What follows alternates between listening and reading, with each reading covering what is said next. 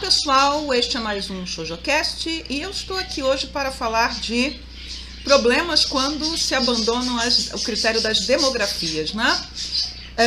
Shoujo, Shonen, Seinen, Josei, TL, BL, Hentai são demografias, né? Isso quer dizer que há revistas, selos, games, etc., que são voltados para um determinado público, que pode ser dividido, né? Um público-alvo, claro, né? Não quer dizer que ele vai se resumir a esse público-alvo, que podem, né, e são, né, divididos por idade, por sexo, por determinados gostos, já que no Japão, além de termos essa divisão, né, para público feminino, para público masculino, para público infantil, o que quer que seja, nós também temos, né, revistas que são especializadas em determinado tipo de história. Horror, terror, fantasia, histórico e por aí vai. Então são várias, né? Pachinko, enfim, né? Mangá, né? No caso do seinen, né? Mangá voltado para o sujeito que está no mundo empresarial, né? No mundo corporativo, enfim, é isso, há várias possibilidades, mas quando a gente pensa em gênero, normalmente pensa assim, romance, fantasia, ação, e não necessariamente é muito importante, né? Porque dificilmente um mangá ele vai ser uma coisa só, né? Vamos ter só romance, vamos ter só fantasia, vamos ter só terror, vamos ter só esporte, né? Porque uma das graças do mangá e qualquer tipo de mangá é que normalmente ele vai mostrar, né? Normalmente, relações complexas. Ele não consegue, né, se deixar prender somente num gênero, ainda que ele possa ter um gênero principal, né? E, enfim, né, o fato dele ser direcionado para um determinado grupo não quer dizer que somente aquele grupo vai consumir esse produto, principalmente, né, em tempos em que os mangás vão para o mundo inteiro e nós, né, que não estamos no Japão, não temos a experiência, por exemplo, de ler um determinado mangá dentro da antologia. A gente acaba recebendo um encadernado que pode ser derivado de um mangá nos dias atuais de antologia, ou de um mangá, por exemplo, que foi publicado na internet numa plataforma ou no Line, que é uma rede social, né, com uma série de possibilidades, uma rede social japonesa, e a gente só sabe, né, ao certo a qual demografia aquele mangá pertence, né, segundo os editores japoneses, segundo a indústria de mangá japonesa, quando ele é publicado e ele é alocado num determinado selo. Esse selo aqui publica shonen, esse selo aqui publica seinen, esse selo publica josei, shoujo e por aí vai. Então, sobre o que eu quero falar hoje, né? Duas coisas. A primeira coisa é, anteontem, né, porque é horário japonês, saiu o resultado do 70º Shogakukan Manga Awards. A Shogakukan é uma das grandes editoras japonesas e desde 1955 ela oferece, né, um prêmio de melhor mangá. Esse prêmio de melhor mangá, a partir do ano de 2022, então a premiação que foi feita o ano passado já estava valendo, decidiu abolir as demografias. Então todos os mangás indicados, né, por um grupo, né, de julgadores, juízes, editores, etc., iriam competir na mesma categoria e seriam premiados 4 mangás por ano, sem serem colocados em primeiro, segundo, terceiro, quarto lugar, simplesmente todos seriam vencedores. Ano passado, né, quando isso foi anunciado, o ano atrasado, na verdade, muitos perfis shoujo, mas principalmente estou falando do ProShoujo Spen, né, que é um dos melhores perfis. Se você não segue o ProShoujo Spen, elas estão no Twitter, elas estão no Blue Sky, elas estão no Instagram, elas são ativas muito mais no Twitter, mas elas estão nessas outras redes também, né? Além do YouTube, claro, né? A gente ficou discutindo, né? Eu participei da discussão também, que abolir as demografias significava prejudicar os mangás femininos, que eles não iriam mais aparecer com a mesma frequência que eles apareciam antes. Porque antes, o que você tinha? Né? Você tinha uma categoria chamada de geral, e eu vou fazer uma cronologia daqui a pouco. uma categoria chamada de geral, que normalmente permeava mangás seinen. Poderia até acontecer algo diferente, mas normalmente permeava mangás seinen. Uma categoria shoujo, uma categoria shonen e uma categoria kodomo. Então, eventualmente, algum mangá infantil para o público feminino, normalmente publicado na revista Chao, na Kyoshi ou Ribbon, mas principalmente a Chao, que é da Shogakukan, aparecia aqui, tá? Nós tínhamos a categoria shoujo, que vai premiar aí, né, o shoujo e o josei, porque é uma forma de empurrar tudo no mesmo saco. Mas até vou comentar isso daqui a pouquinho. E a categoria seinen normalmente premiava um seinen, eventualmente um mangá josei, eventualmente um mangá shonen, enfim, acontecia. Ano passado, dos 4, um mangá era josei. Este ano, dos 4, nenhum mangá é para o público feminino. Nenhum mangá. E eu não vou falar o nome deles, eu vou deixar o link, vocês vejam lá. Porque efetivamente eu estou falando do problema e não vou celebrar os vencedores. Então nós tivemos 4 vencedores, nenhum mangá para o público feminino. Dos 13 indicados, somente 3 eram para o público feminino. Todos os demais não eram, né, mangás de revista josei, de revista shoujo, nada disso, tá? E aí, né, vamos lá. Quais foram os mangás indicados? Um deles foi o Uruashi no Ioi no Tsuki, da Mika Yamamori. Esse mangá a JBC licenciou, ela deve começar a lançar este ano. Ele é simplesmente, junto com Honey Lemon Soda, que está com o anime passando,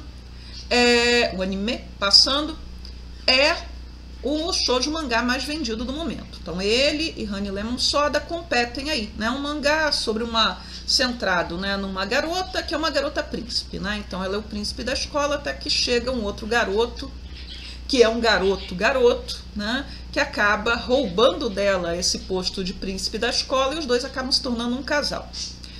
Esse mangá, ele é publicado pela Kodansha e raramente a Shogakukan premiava mangás de outras editoras. Então ele, na verdade, estava ali, podia até ganhar, não ganhou, nada, mas seria um candidato menor, porque normalmente eles valorizam a prata da casa. O outro mangá é o Yumi no Shizuku Kin no Torikago, da Shia Shinohara. Este mangá, da Shogakukan, mangá josei, é talvez a obra, em termos de vendagem, mais bem sucedida da Shia Shinohara, que é uma veterana, eu gosto muito dela, autora de Anatoly Story e de um monte de outras, né, séries. Esse mangá, né, até pelas entrevistas dela, né, da autora, este mangá, né, é um mangá histórico que se passa no século XVI, no Império Otomano, em que ela pôde fazer aquilo que ela queria ter feito em Anatoly Story, né, que é colocar uma protagonista que seja da mesma época, né, em que a história está se passando. No caso, a Roxelana, né, que começa a sua trajetória como uma mulher escravizada, ela vai parar no harém do Suleiman o Magnífico, né, os maiores governantes, né, do Império Otomano, que quase conquistou Viena. Ela acaba, né, conseguindo ascender ao poder de tal maneira que de escravizada ela passa a concubina, depois ela passa a esposa, mãe do herdeiro do trono, em um momento que é o momento em que as mulheres tiveram mais poder dentro do Império Otomano, que é o chamado Sultanato das Mulheres.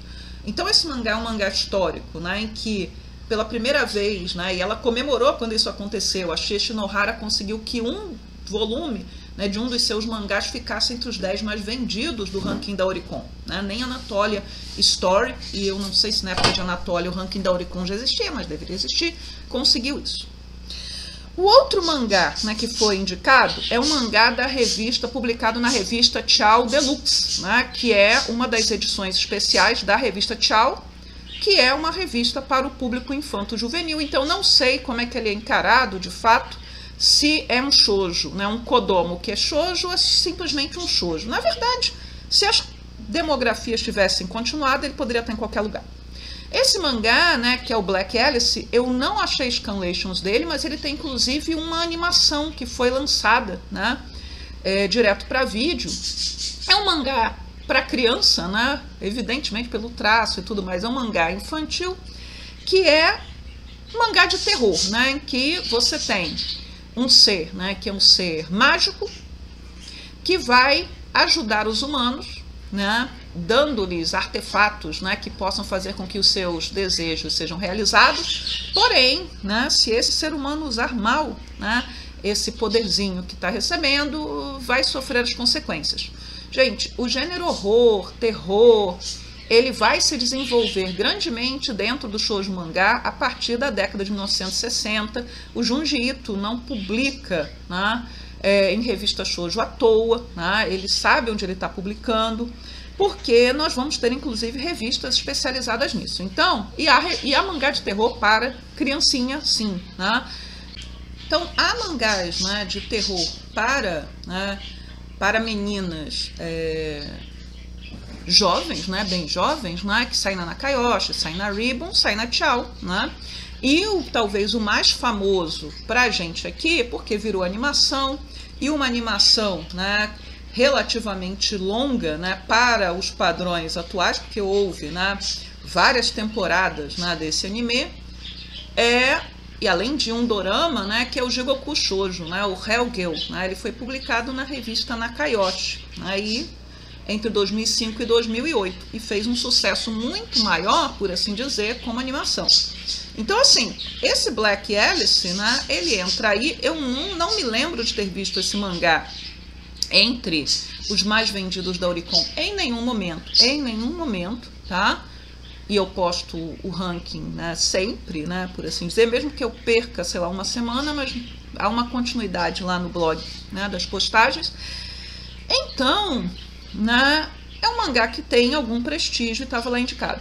Então, assim, 3 mangás para o público feminino entre 10, nenhum deles ganhou. E aí vai ficar aquela impressão, porque não havia mangás importantes, interessantes, que merecessem ser lembrados. Não, simplesmente, né, você vai acabando com as demografias nas premiações, você vai privilegiar aquilo que é privilegiado socialmente, que é o material que é produzido principalmente por homens, para um público masculino, em concursos que ainda são controlados em grande medida pelos homens e pelo olhar masculino, patriarcal, etc. Então, assim, as autoras vão ser prejudicadas porque elas não vão ter mais tanta visibilidade, porque não há nem a obrigatoriedade de ter uma premiação para mangá feminino, para shoujo ou josei. Então isso é um problema, tá? Mas vamos lá, né? Eu disse que ia mostrar que ia comentar aí, né, o que seria uma cronologia desse prêmio para a gente observar as mudanças ao longo do tempo, né? Eu separei aqui, e vai aparecer lá, né? Vai aparecer na tela a partir de agora, e aí eu vou comentar. Ainda que o Shogakukan Manga Awards, né, seja principalmente para os mangás da casa, em 1969, o Fire, da Hideko Mizuno, que é da Shueisha, né, e que é um mangá shoujo importantíssimo e que saiu aqui no Brasil pela Pipoca e Nanquim, ele ganhou o prêmio, 69. Em 1970, empatando com um título shonen da casa, ganhou o Glass no Shiro, da Masako Watanabe, que também era da Shueisha. Então, 2 anos seguidos. Eu peguei esses 2 anos, mas certamente se eu fosse passar o pente fino, eu acharia mais. Aí, em 1975, foi criada uma categoria que juntava shonen e shoujo. Então, você não tinha separado uma coisa da outra, tá? E a categoria única passou a ser denominada de seinen, no sentido de que ela iria premiar, aí sim, né, ela era específica para os mangás para jovens adultos do sexo masculino. Se você pegar a Wikipedia em japonês ou o site do prêmio, você vai ver, né, que são os termos utilizados. Nesse primeiro prêmio de 75, ganhou a Hagiomoto com 2 trabalhos. Então, houve 2 trabalhos shoujo da Hagiomoto ganhando o prêmio. O Poi no Shizoku, que é uma série longa, né, o clã dos Pou, a família Pou, que é um mangá de vampiro da Hagiomoto, em que ela voltou a produzir gaidens, ou seja, histórias extras, mais recentemente para revistas josei, a Flowers, né, principalmente. e o Junichi Iru, que é o The Eleven, que a JBC licenciou e que tem um volume, e depois tem uma continuação Gaiden, mais um volume. Então, assim, em 1975 foi criada a categoria Shonen Shoujo, 1981 foi criada a categoria Kodomo, então para mangás para crianças. Aí em 1983 separaram a categoria Shonen da categoria Shoujo. Então a gente passou a ter uma categoria Seinen, Shonen, Shoujo, Kodomo, 4 categorias. Quando chegou em 2003, isso é fruto do reconhecimento, acredito eu, de que você já tem uma outra demografia que é para mulheres adultas. A categoria Seinen passou a ser chamada de categoria geral mesmo. Não é mais categoria Seinen, ela mudou de nome. E aí, em 2023, acabaram com as demografias. A primeira premiação foi o ano passado, e aí o único mangá feminino na lista foi o Suji no de Asobo, da Murako Kinuta. Então, apareceu lá. Em 2024, foi essa vergonha, né, que a gente tem. Então não apareceu nenhum, né? Nenhum mangá para o público feminino foi premiado. E se esse padrão for seguido por outras premiações, como da Kodansha, etc., vai acontecer a mesma coisa. Vai acontecer a mesma coisa, tá? São prêmios, né, das editoras pensados para valorizar as demografias, as revistas, etc., as antologias, e agora, né, pelo menos no caso da Shogakukan, eles romperam com isso. Dos mangás vencedores, né, 2. Um é o mangá Kodomo, da Korokoro. A revista Korokoro é uma revista Kodomo Shonen. Tá? Ela vai ser a revista criada, né, para publicar mangás normalmente associados a videogame, em um momento que eles percebem que o videogame está em ascensão, lá na década de 1980, se não me engano. Não fui checar, tá? Mas é fácil encontrar isso. A revista Korokoro publica mangá de Pokémon, mangá, enfim, associados a games, e é para o público masculino. Então é a revista que prepara o sujeito para ir para as revistas shonen, para Jump, etc. Quando os meninos já não leem essas revistas, porque talvez leiam já essas revistas que estariam teoricamente um degrau acima. Um dos mangás é publicado na internet, e aí, né, um mangá de esportes, e aí, veja, ele é publicado na internet, em uma plataforma que se publica de tudo, mas quando ele vai sair encadernado, vai se sinalizar o que ele é. É um mangá shonen. Isso, claro, bastaria botar o olho nele, tá? Bastaria botar o olho, mas enfim, né? E os outros 2, se não me engano, são mangás seinen. Enfim, né? É o que é.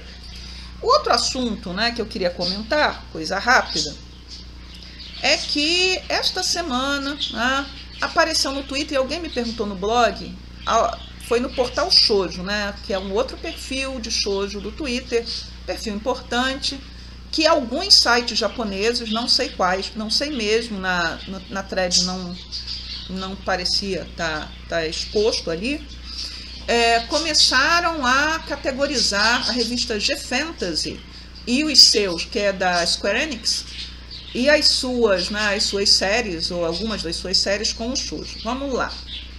A G-Fantasy, e G de Gangan. Gangan é uma família de revistas da Square Enix que é voltada, que são revistas shonen seinen. Então você tem um monte de revistas Gangan. A G-Fantasy foi criada em 1992 de forma irregular e passou a ser regular a partir de 1993. Essa revista, desde o seu primórdio, desde o primeiro momento, ela foi pensada, né, como uma revista, como seu nome diz, para publicar mangás de fantasia, enquanto as outras revistas não tinham um perfil mais específico. Lembra que lá no início eu falei da questão do gênero, revistas especializadas. Então a G-Fantasy é uma revista especializada. E desde o início, ela também partia do princípio, né, na sua vendagem, de que mangás shonen de fantasia eram de interesse do público feminino. Então você tem várias autoras que publicam nessa revista, E essas autoras que publicam nessa revista, a mais famosa, que vai chegar lá em 2006, se não me engano, é Yana Toboso, do Black Butler, que era o centro da discussão.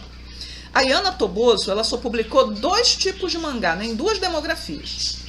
BL, e antes dela publicar BL regularmente, ela publicava dojinshis de BL, né, então yaoi, né, que iam para as feiras, eram vendidos pela internet e tal. Então ela publica BL e ela publica shonen. Poxa, mas uma coisa não tem a ver com a outra? Tem a ver sim, né? Porque se eu quero atrair o público feminino, muitas vezes eu puxo autoras, né, que publicam mangás, até mangás BL ou mangás shoujo, etc., para criar mangás shonen que, por exemplo, tenham garotos bonitinhos, caso de Black Butler, que possam possibilitar para as leitoras que elas fiquem criando, né, shippando os personagens. Então, mesmo que aquele casal não se concretize dentro do mangá, né, que seja somente, né, o que, né, alguns chamariam para seriado americano de queerbait, eu te jogo a isca, aquilo vai agradar, né, o público feminino e também um público masculino que se sinta, né, interessado nesse tipo de série, né, que tenha, né, protagonistas LGBTQIA+, PN+, enfim, tá? Então, assim, a G-Fantasy ela já foi pensada para atrair esse público. Em 1999, a Square Enix, ela decidiu fazer o seguinte, ela decidiu criar uma edição especial da G-Fantasy chamada Stencil. Essa revista Stencil, ela teve curta duração, e era uma revista shoujo, ela era revista shoujo mesmo. Ela acaba, o que as autoras, né, da Stencil vão fazer? Ou elas vão principalmente para a G-Fantasy, e algumas já tinham publicado lá, ou elas vão, né, para a Comic Zero Sun, que é uma revista josei da própria Square Enix. Aliás, né, até porque eu fui procurar as informações, não raro, materiais que terminam na G-Fantasy, às vezes tem Gaiden na Comic Zero Sun, porque elas são muito próximas. Então, quem publica, né, a editora, ao publicar, ela sabe que ela está visando não somente o público masculino que gosta de mangás de fantasia, mas um público feminino que gosta de mangás de fantasia com personagens shippáveis, ok? Então, pessoal, né, assim, sobre a G-Fantasy se tornar revista shoujo, ter reconhecido seu status de revista shoujo, eu sinceramente não vejo razão para isso, não, né? Ela está fazendo o jogo que fez sempre, né? E algo que eu já escrevi, eu não achei, né, os posts sobre essa revista, porque houve um tempo que foi publicado no Japão, essa revista não existe mais, eu não lembro o nome dela, queria achar, procurei, mas veja, mais de 20 anos de post lá no Shoujo Café, que foi uma revista shoujo para o público masculino, shoujo para meninos que gostam de shoujo. Basicamente foi uma revista que ela foi criada e ela publicava principalmente mangás protagonizados por menininhas bonitinhas em situações eróticas. Essa revista acabou. E na época que ela saiu, eu escrevi, né? E é o que eu falo, né? Quem quer ler, o menino, o rapaz, o homem que quer ler shoujo, ele vai atrás de shoujo. Ele não vai atrás de uma revista shoujo para garotos. A garota que quer ler shonen, ela não vai atrás, né, de uma revista shonen para garotas. Veja, a G-Fantasy não é uma revista shonen para garotas, é uma revista shonen que pensa já, tem no seu projeto a ideia de que vai puxar esse público feminino também. Porque ele consome revistas shonen, consome revistas seinen. Então, assim, isso faz parte do plano. Agora, a Hana Yume lançou uma revista, algum tempo atrás, shonen shoujo para garotos. E, sinceramente, o que as autoras, que são as mesmas autoras da Hana Yume, estão fazendo? O mesmo trabalho. O mesmo trabalho que elas faziam antes, né? Elas estão publicando os mesmos shoujo, mas talvez colocando um pouquinho mais de ação, talvez fazendo... Enfim, mas é a mesma coisa. É a mesma coisa. Elas não vão, por exemplo, né, fazer aquilo que vai marcar mais o shonen, né, que é uma ênfase em questões, principalmente da Shonen Jump, né?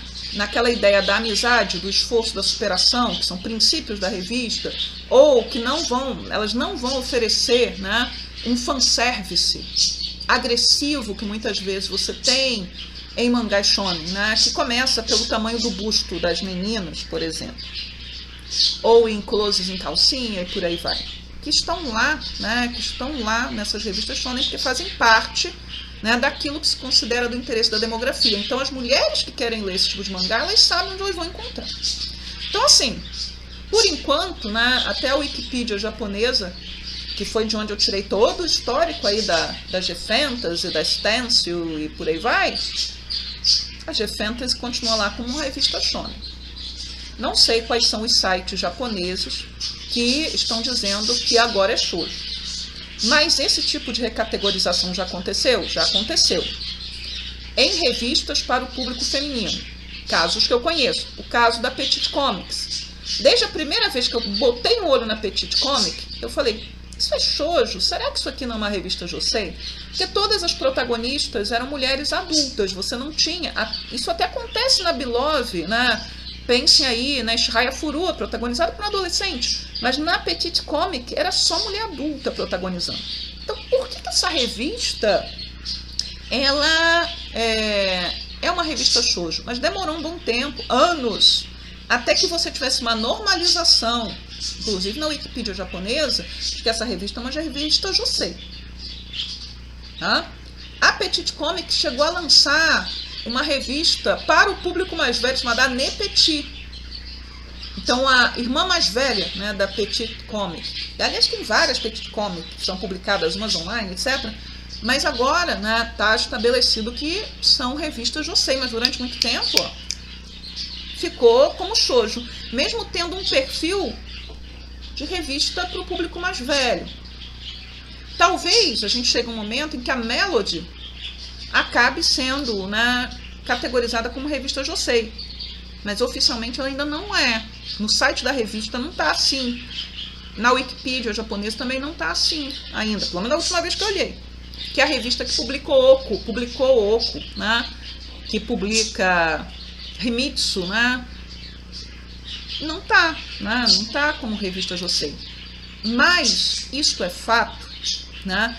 Nos sites que vendem mangá, sites japoneses, eles separam shoujo, TL, josei, que às vezes ainda aparece como josei / lady comic, que é um termo que a gente usa pouco, e que até o pessoal do ProShoujistan fez uma thread longa explicando, né, que quando você usa, nos dias atuais, na última década e meia, né, o termo lady comic, ou redsu, né, redisu, né, você está se referindo a um mangá para mulheres adultas que tem um conteúdo, né, muitas vezes dramático, sexual, muito forte. Eu não estou falando de TL, eu estou falando muitas vezes de fetiches, de tortura, de coisas assim muito agressivas, tá? Nesse sentido, né? E com um traço muitas vezes mais realista, que era o que vinha lá das primeiras revistas adultas, eróticas, da década de 1990, né? Final da década de 1980, 1990. Então, assim, nos sites você separa. Mas, por exemplo, na fala de determinadas autoras, nas premiações, ainda não fica claro se as autoras, algumas delas, separam shoujo de josei. Então, a Hikashi, que é autora de Nina the Starry Bride, num dos free talks dela, vários até, né? Mas no que ela fala, né? Ela se refere a Nina como shoujo mangá. Eu já falei, eu fiz uma playlist sobre Nina, que Nina poderia estar numa revista shoujo sem problema nenhum. Porém, está alocado numa revista josei. Em alguns pontos, não dá para fazer diferença. Dizer assim, a revista josei só publica material com mulheres adultas. Ou, né, com uma pessoa muito cretina, né, que talvez esteja assistindo aqui, entrou numa discussão comigo falando assim, não, porque material para pessoas adultas e material em qualquer lugar, tá? Ela estava falando, inclusive, de produção ocidental. Pessoas adultas não leem fantasia, magia, coisa assim, só gostam de material realista. Game of Thrones, isso não existe na cabeça dessas pessoas, não existe. Né? Mas, enfim, né? A princípio, né, há material que não dá para separar. Mas dá para você muitas vezes, nem todas as vezes, identificar, né, qual o público-alvo prioritário de um material. Isso não quer dizer que vai ficar resumido a esse público. Se eu pego qualquer mangá da Kaoru Mori, pego Emma, amo Emma, né, eu posso dizer assim, olha, se Emma saísse numa revista Shoujo Josei, teria mais romance, teria mais beijo, porque é um mangá de romance, mas tem pouco beijo, tem pouco romance. E alguns fanservice que aparecem lá, porque os fanservices da Kaoru Mori são muito elegantes, mas eles estão lá, eles são pensados para o público masculino. Então, os bustos, a moça, não a protagonista, né, mas tem uma personagem que está lá para isso, tomando banho, parece nua, né, de relance, etc. Assim, aquilo ali não é pensado para mulher.